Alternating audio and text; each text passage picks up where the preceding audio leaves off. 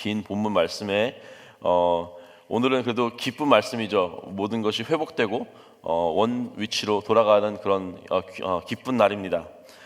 그 과정 가운데 많은 인물들이 나오는데 인물들을 하나하나 보면서 다윗이 그들과 대화하는 내용과 그들 대한 어떤 그런 모습을 보면서 한번 하나님의 마음을 생각하는 시간 갖겠습니다. 일단은 초반에 이제 시므이가 나오죠. 시므이는 아시겠지만 16장 이제 초반 부분에 다윗이 압살롬의 반역에 쫓겨서 궁정을 탈출하는 그 다윗의 행렬을 보고 막 나와서 이제 비난하고 저주하고 그뿐만 아니라 막 돌을 던지면서 아무리 이제 망명하고 쫓겨나는 왕이다 하더라도 좀 전까지는 이스라엘의 왕이었는데도 불구하고 그때를 못 참고 그 다윗과 그 다윗의 일행을 저주했던 그 인물입니다. 시므이는 베냐민 지파로서 이제 사울 왕에게 충성을 다했던 사람이죠. 그래서 아마 사울 왕 편에 있었기 때문에 다윗이 늘 못마땅했었고 이때다 싶어서 다윗의 이제 그 기세가 기울자 다윗을 저주했던 사람입니다. 다윗에게는 얼마나 그 모습을 보면서 마음이 찢어지고 아팠을 것입니까? 그리고 분하고 또 화가 났을 것입니까? 그리고 얼마나 부끄러웠겠습니까? 한 나라의 왕인데도 불구하고 그것도 자기 아들의 반란으로 인해서 이렇게 쫓겨나는 처지에 이제는 그 백성까지 나와서 돌을 던지면서 저주를 했습니다. 하지만 그리고 이 시므이는요 기회주의자죠. 그러니까 막 평소에는 어쩌면 이제 사울 왕의 충성을 다한 지파였으니까 이 다윗이 왕권을 잡은 것이 못마땅했을 거예요. 그리고 그 안에 불만이 있었는데 근데 다윗이 막 이제 기세가 올라가고 그 강력해지자 이 아무 말도 못하고 가만히 있다가 이제는 본인이 다윗이 기세가 기울기 시작하니까 그 기회를 잡고 나선 겁니다. 그렇게 함으로써 어쩌면은 이 압살롬이 새로운 왕권을 잡았으니까 압살롬의 편에 붙으려고 하는 그런 생각이 있었을 수도 있습니다. 하지만 압살롬이 이제 죽고 이제 반역에 실패하자 시므이는 재빨리 자신의 자세를 바꾸죠. 그래서 다윗에게 나와서 정말 정중한 자세로 제일 먼저 나와서 사과를 합니다. 그렇게 하지 않았으면 만약 어쩌면은 다윗은 그 시므이는 이 다윗 아니면 다윗의 측근에게 이렇게 사형을 당했을 수도 있습니다. 그 이유처럼 아비새는 그걸 다 기억을 하고 이 시므이에게 다윗에게 이 시므이는 사형을 당해 마땅합니다라고 하죠. 사실 시므이가 사형을 당해도 뭐라 할 사람 한 명도 없습니다. 어떻게 기름 부은 왕에게 그것도 하나님께서 왕권을 넘기지도 않았는데도 불구하고 욕을 하고 저주를 하고 돌을 던질 수 있겠습니까? 하지만 다윗은 여기서 오히려 시므이에게 긍휼을 베풀죠. 22절 23절 보시면은 다윗이 이르되 스루야 아들들아 내가 너희와 무슨 상관이 있기에 너희가 오늘 나의 원수가 되었느냐 오늘 어찌하여 이스라엘 가운데서 사람을 죽이겠느냐 내가 오늘 이스라엘 왕이 된 것을 내가 알지 못하리요 하고 왕이 시므이에게 이르되 내가 죽지 아니하리라 하고 그에게 맹세하니라. 다윗이 이제 젊었을 때의 모습 정말 그 스토리를 읽으면 익사이팅해요. 정말 배우고 싶고 본받고 싶고 나도 저렇게 되고 싶다라는 어떤 그런 마음이 생기고요. 바세바와 어떤 우리아 그 사건을 통해서는 그리고 그 후에 계속 이제 하나님께 회개는 했지만 자기 스스로를 용서하지 못하고 좀 많이 패시브해진 모습을 보면서 막 답답하고 나는 이런 걸 또 배우면 안 되는구나. 그리스도 예표지만 어쨌든 이 사람도 인간이구나라는 걸 깨닫지만 또 오늘 이렇게 다윗의 모습을 보면은 이제는 좀 더 완숙된 어떤 많이 성장한 다윗의 모습을 또 보면서 다시 한번 이 부분은 또 담고 싶다라는 생각이 듭니다. 하나님께서 우리에게 긍휼을 베푸신 이유, 그러니까 우리가 주 앞에 주의 자녀로 나와서 하나님의 전에 나올 수 있는, 그러니까 구원받을 수 있는 이유는 우리가 잘해서가 아니죠. 우리가 뭔가를 잘했기 때문에, 우리가 삶에서 누구보다 조금 더 의로웠기 때문에, 조금 더 영적으로 민감했기 때문에, 아니면 내가 어떤 예수 믿는 집안에 태어났기 때문에 어떤 그런 조건적인 것을 충족했기 때문이 아니죠. 에베소서에서는 우리를 사실상 본질상 진노의 자녀. 어저께 김종 목사님 그 DNA까지 진노의 자녀라고 말을 하셨습니다. 또 로마서에서는 우리를 하나님의 원수였다라고 표현까지 합니다. 그냥 하나님을 모르고 살았던 것이 아니라 하나님과 적대시한 사람들이었다는 것이죠. 그래서 오늘 이제 아비새의 말을 빌려서 보면은 우리는 마땅히 영원한 형벌을 받아야 됩니다. 하지만 예수 그리스도는 어떠한 그 의로운 조건 없이 우리를 용서해 주셨죠. 우리에게 긍휼을 보여주셨습니다. 그렇다면 우리는 그 긍휼을 받은 사람으로서 다른 사람들에게 어떻게 긍휼을 베풀며 살고 있나 한번 돌아보는 시간 갖기 원합니다. 다윗은 하나님께 받은 그 긍휼이 너무나 컸고 그 은혜가 컸기 때문에 그 기쁜 그 날에 어쩌면 다시 이제 왕권을 되찾는 그 날에 자기에게 막대하고 저주한 이 시므이를 사형을 쳐야 됐을 수 있었지만 그렇지 않고 하나님께서 그에게 주신 긍휼을 그에게 그대로 보여줬습니다.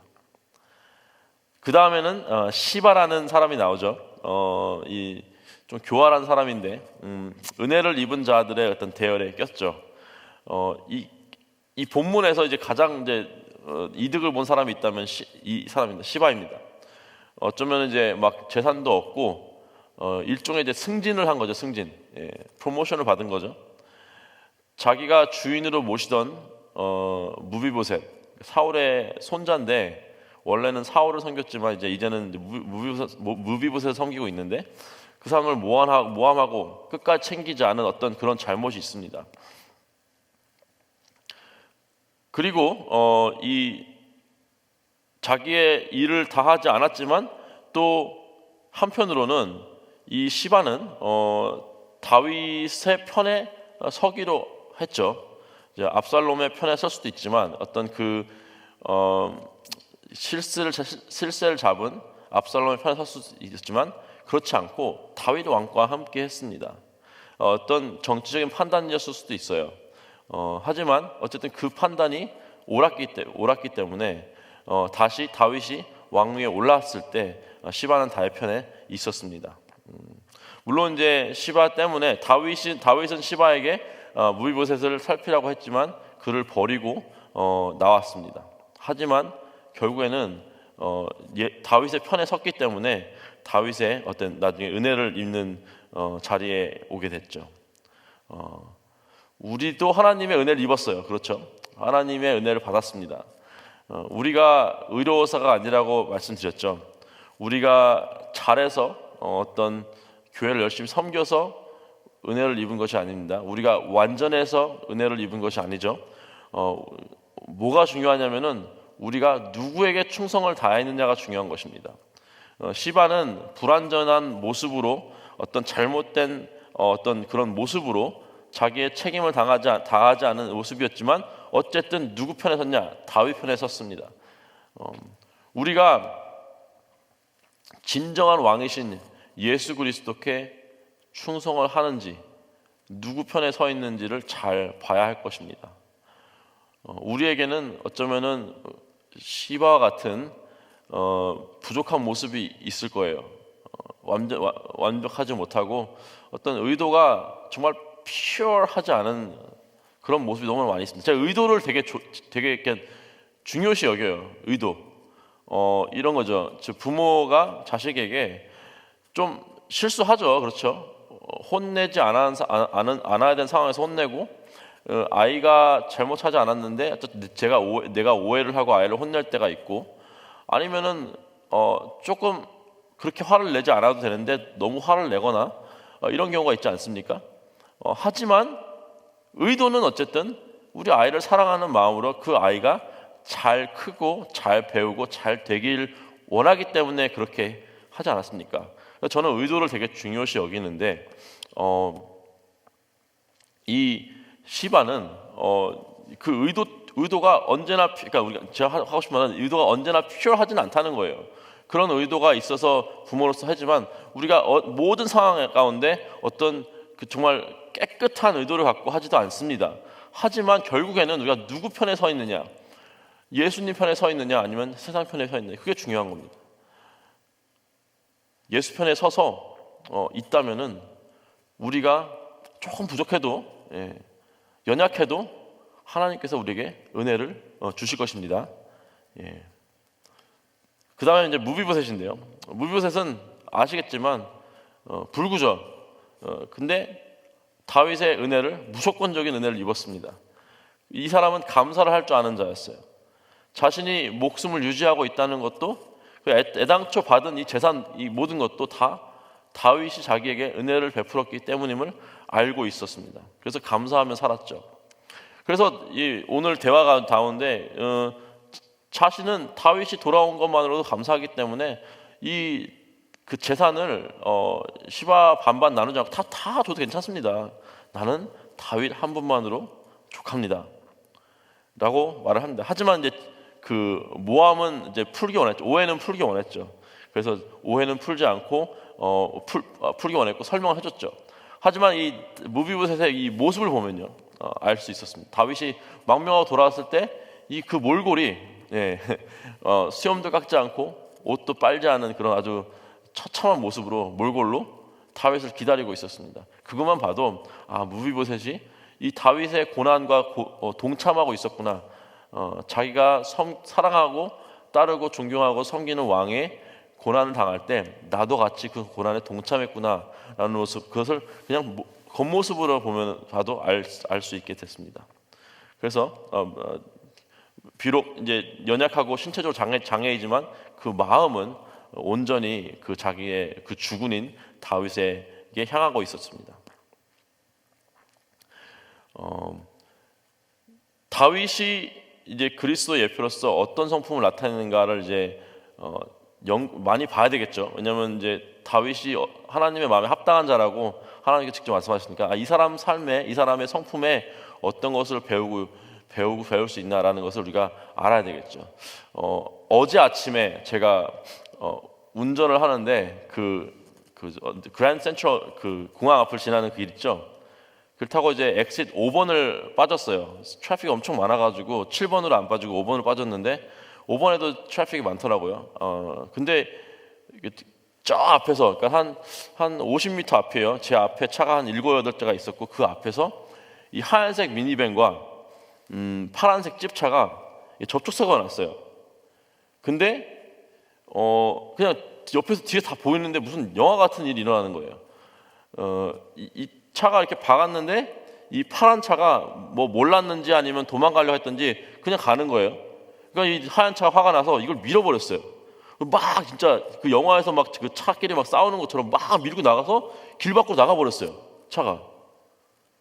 깜짝 놀랐습니다. 뒤에서 이러는데 막, 근데 그래가지고 이제 하얀 그 미니밴이 앞을 딱 막았어요. 못 가게. 사고 났으니까 처리해야 된다. 근데 뒤에 있는 집차가 뒤로 후진을 하더니 또 확 가버리는 거예요. 도망가는 거예요. 그래서 또 흰 차가 또 급하게 또 다시 차가지고 이게 쫓아가고, 앞에는 이제 빨간불이 있었고 이제 그 차들이 있었기 때문에 도망 못 가고 이제 결국에는 잡혔습니다. 이제 흰 차의 운전자가 백인 아저씨인데 나와가지고 막 싸우려고 그러고 그래서 그 주위에 있던 그 공사하던 직원들이 나와서 막 말리고 막 그랬어요. 그런 일이 있었습니다. 깜짝 놀랐죠. 그 영화에서나 아니면 유튜브에서 보던 이런 영상들이 눈앞에서 지금 막 진행이 되고 있는 거예요. 여러분, 복수는 또 다른 복수를 부릅니다. 화는 또 다른 화를 부르죠. 그 사이클을 끊어버리는데 필요한 단 한 가지가 뭐냐면은 용서입니다. 예전에 1998년도에 처음으로 제가 운전을 했는데 그때 이제 인디아나 살 때 겁도 없이 시카고로 여행을 갔어요. 처음부터. 그래가지고 그때는 이제 내비게이션이 없었죠. 그래가지고 이만한 지도를 펼치면서 이렇게 하면서 운전을 했어요. 말도 안 되게 위험한데. 근데 그러다가 시카고를 지나가는 길에 앞차를 박았습니다. 제가. 이 지도를 보다가 앞차를 박아버렸어요. 깜짝 놀라서 큰일 났다. 아빠한테 혼난다 이제. 그리고 이제 나가서 이제 나갔는데 앞에 그 차에 받친 꽤 세게 박았다 생각했는데 그 앞에 흑인 아줌마가 나오더니 자기 차를 보더니 스크래치가 좀 났는데 저를 보더니 그냥 가라는 거예요. 괜찮다고. 너무너무 감사했습니다. 한 몇 개월 전이에요. 이 교회 앞에서 제가 빨간불에 서 있는데 뒤에서 누가 저를 박았어요. 그래서 이러면서 내렸죠. 이제 내렸는데 딱 보니까 이제 그 뒤에 저도 이제 스크래치가 좀 났어요. 근데 오래된 차라서 괜찮은데 운전자들이 되게 미안한 모습으로 쭈쭈 내리는 거예요. 그래서 제가 그때 진짜 24년 전이죠. 4년 전에 그 모습이 생각났어요. 그 흑인 아줌마가 떠올랐습니다.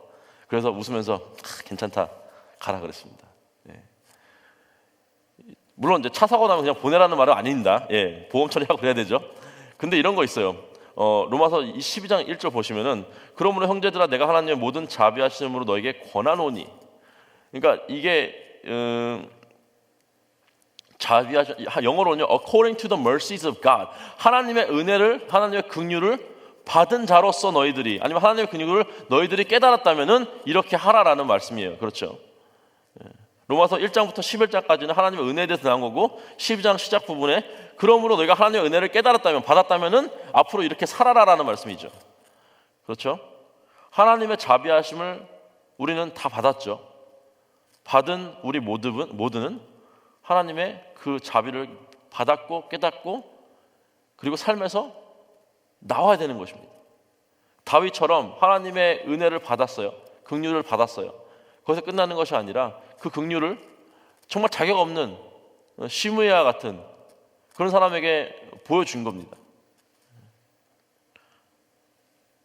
하나님께서 다윗에게 보여주신 은혜에 비하면은 다윗이 시므야한테 보여준 은혜는 아무것도 아닌 거예요. 왜냐하면 자기는 간음했죠. 왕으로서 그것도 간음했죠.